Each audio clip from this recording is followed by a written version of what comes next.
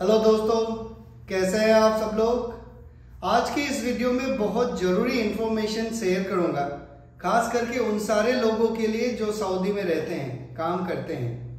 बहुत सारे rules and regulations है सऊदी में, अगर हम उनका पालन नहीं करते हैं तो पेनल्टीज लगते हैं। बहुत सारे ऐसे सज़ा है जो हमारे ऊपर लगाए जाते हैं, जिनमें से एक जो पेनल्टी है वो है ट्रैवल बैन। ऐसा ही एक कहानी मैं आपके साथ शेयर करूंगा आज, जो एक आदमी के साथ में हुआ है। इस वीडियो में मैं आपको 2-3 बातें बताऊंगा। पहली बात ये कि कुछ ऐसे चीज़ें हैं जिनको आपको ध्यान रखना है ताकि इस तरह के वायलेशन से, इस तरह के पेनल्टी से हम सब लोग बच पाएं। और दूसरा, जो जिसके साथ ये घटना घटा है उन्होंने क्या किया था उसके बारे में बताऊंगा। और तीसरा, उस प्रॉब्लम को उन्होंने कैसे सॉल्व करा, आगे का क्या प्रोसीजर था, वो सारी बातें बताऊंगा। वीडियो को आप ध्यान से कंप्लीट देखिए और हो सके तो अपने दोस्तों के साथ शेयर कीजिएगा जिनको ये अवेयरनेस हो। जरूरी नहीं है कि ये सारे जो प्रॉब्लम्स हैं जो हमारे लेबर वाले भाई, उन सारों को ही हो, किसी को भी हो सकता है। ओके, तो पहली बात ये कि किन किन बातों का हमें ध्यान रखना चाहिए। पहली बात ये कि हमें किसी के साथ में अपना OTP शेयर नहीं करना है। पासवर्ड किसी भी पोर्टल का, किसी भी वेबसाइट का शेयर नहीं करना है, खास करके जो गवर्नमेंट के वेबसाइट है, चाहे वो अफसर का हो, कीवा का हो, गोसी का हो, या फिर कोई भी मिनिस्ट्री ऑफ लेबर का हो। ये सारी जो वेबसाइट्स हैं उनके पासवर्ड आपको किसी के साथ नहीं शेयर करना है। तीसरी बात ये कि कोई भी ऐसा डॉक्यूमेंट जो आपको पता नहीं है कि उसमें क्या लिखा हुआ है, उसमें साइन नहीं करना है। कई लोग ब्लैंक पेपर्स देते हैं कि इसमें साइन कर दीजिए, मैं फिल कर लूंगा बाद में। कई लोग कुछ अरबी में लिखा हुआ डॉक्यूमेंट देते हैं, उस पर आपको साइन करने के लिए आपको बता दिया जाता है इसमें ये लिखा हुआ, लेकिन आपको पता नहीं होता है। तो अगर आप इन 3 बातों का अगर ध्यान रखेंगे तो बहुत सारे जो इश्यूज हैं, प्रॉब्लम्स हैं सऊदी के अंदर में, उससे आप बच सकते हैं। बहुत सारे ऐसे लोग हैं जिनके जो रजिस्ट्रेशन है बहुत सारे वेबसाइट में, जैसे कि क्यूआ का मैं बता रहा हूँ, वो उनके कफिल के पास उनका मोबाइल है, उसी नंबर पे है, और वो कुछ भी काम जो है करते हैं तो OTP उनके पास जाता है। अफसर का भी यही हाल है। तो ये सारे बातों का आपको ध्यान रखना है। जो भी नंबर है वो आपके पास होना चाहिए, नहीं तो बहुत सारे प्रॉब्लम्स हो सकते हैं। अब जो मेन टॉपिक है उसके ऊपर आता हूँ। एक आदमी जो मेरे टेलीग्राम ग्रुप में है, मेरे सब्सक्राइबर्स भी हैं, उनका एक मैसेज आया। उन्होंने ये बताया कि मुझे एक टेक्स्ट मैसेज आया जिसमें ये लिखा हुआ है कि आपके ऊपर 500 रियाल का पेनल्टी है और आपको भरना है। उसके बाद एक दूसरा मैसेज आया जिसमें ये बताया कि उसमें अरबी में कुछ लिखा हुआ था, मुझे याद नहीं है क्या लिखा हुआ है, मैं डिस्प्ले कर दूंगा यहाँ पे। इसके बाद उन्होंने अपना अफसर में चेक किया तो वहाँ पे 10 साल का ट्रैवल बैन लिखा हुआ था कि आप 10 साल के लिए आपके ऊपर ट्रैवल बैन लगाया गया। अब उस आदमी को ये पता नहीं है कि ये जो वायलेशन है किस चीज़ का है, किसने लगाया है और क्यों मेरे ऊपर लगा है। उनका ये मानना था कि मेरा जो पिछला कंपनी है जहाँ से वो तनाजुल लेके, ट्रांसफ़र लेके आए थे नई कंपनी, वो पुरानी कंपनी ने उनके ऊपर कुछ वायलेशन लगा दिया। फिर जब मुझे उन्होंने बताया तो मैंने उनके सारे अकाउंट्स डिटेल लिए। हालांकि उन्होंने मेरे साथ पासवर्ड वगैरह शेयर किया था, तो कोई नहीं, मेरे साथ जो भी आप लोग शेयर करते हैं वो मेरे तक ही रहता है, मैं उसको मिसयूज नहीं करता।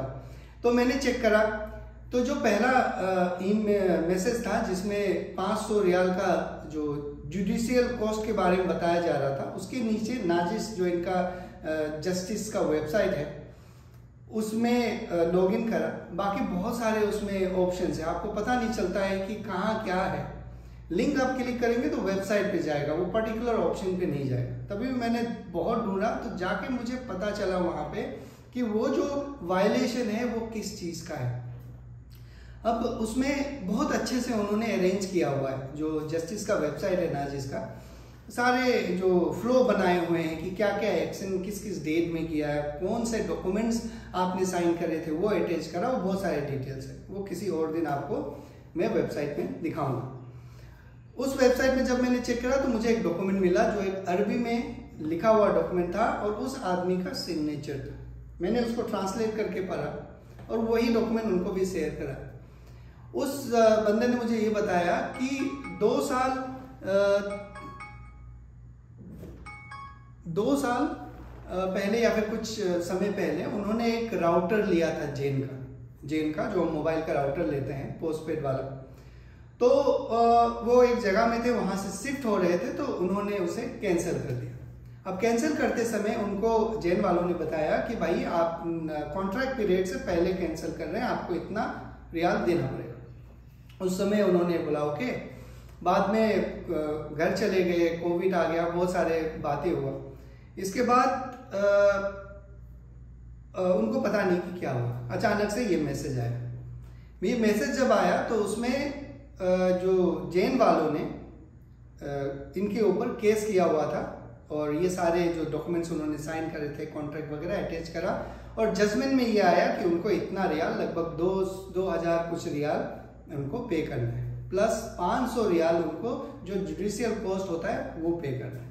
ओके, और जब तक ये पे नहीं करेंगे तब तक उनका ट्रैवल बैन हटेगा नहीं।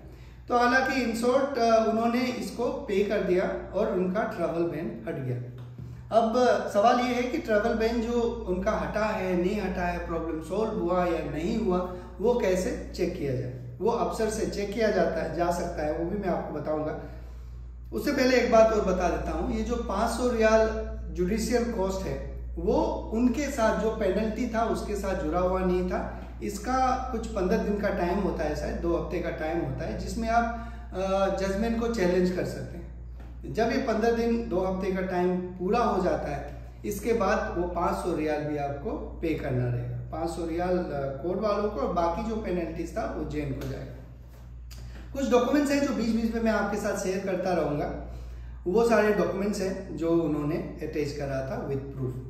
तो इसमें हमें ये बहुत अच्छे से समझ लेना चाहिए।